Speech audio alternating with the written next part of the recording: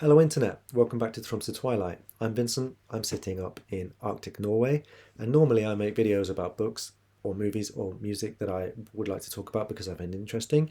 If you've not seen my channel before, that's usually what I do.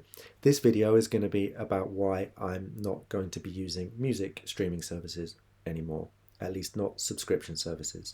Now this started a couple of months back. You probably know that the CEO of Spotify, the biggest streaming service, invested some obscene amount of money. I think it was $60 million in an AI war tech company called Helsing, who, amongst other things, develop artificial intelligence controlled military drones. That is to say, flying robots that can be sent to kill people anywhere, anybody.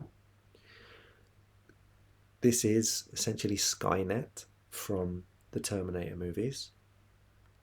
And all of the people who have been subscribing to listen to their favourite bands have been giving this guy money that he is now investing in death machines. So this was the last straw for a lot of us, and a lot of people quit Spotify in protest. And subsequently, I've tried another streaming service. But the more I looked into it, the more I noticed that there isn't really a clean streaming service. So it's actually hard to choose one. I mean, nobody is as bad as Spotify, but it's not easy to find one that's actually politically or morally acceptable.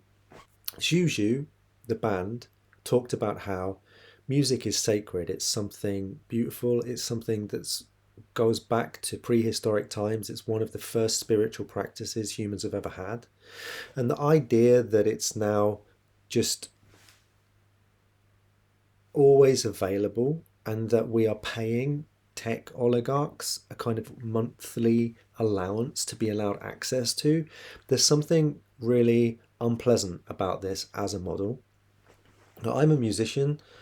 I've put music up on streaming. I've never received any money from anything that I've put up there. It's just basically up there for free. I recently released an album, and me and my band put this album out on Bandcamp. And on Bandcamp, you can pay to download the album or you can buy the vinyl.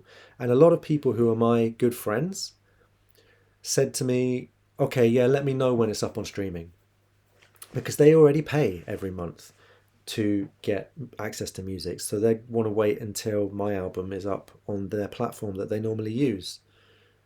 But I'm not going to get any money from that ever.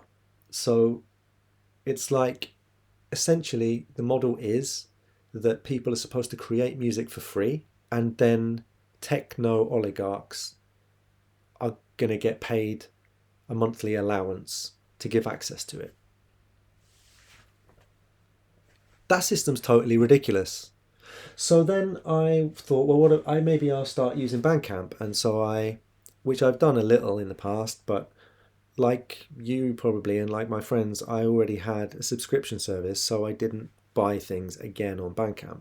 And I figured out, okay, if I stop paying for streaming, then I can afford to buy one, maybe two albums on Bandcamp for the same price, and ultimately I'll have a collection of music which I'll be able to listen to. But I thought to myself, well, what about the new Deftones album that I really like? I bought it on vinyl, so I've already paid for it. If I stop paying for a streaming service, I won't be able to listen to it. I'll only be able to listen to it at home. So I need to keep paying for streaming so that I can listen to it when I'm walking around, because it's one of my favourite albums of the year. And then I thought to myself, wait a minute, like, I have it on vinyl. If I really wanted to listen to it on my phone, I could just record the vinyl and put a file on my phone. And then I also thought about how when I was a kid, I went through a period where I really loved the song Bohemian Rhapsody by Queen when I was about 8 years old, 9 years old. And every day at school, I looked forward to getting home so that I could listen to the CD, Queen's Greatest Hits, first track, Bohemian Rhapsody.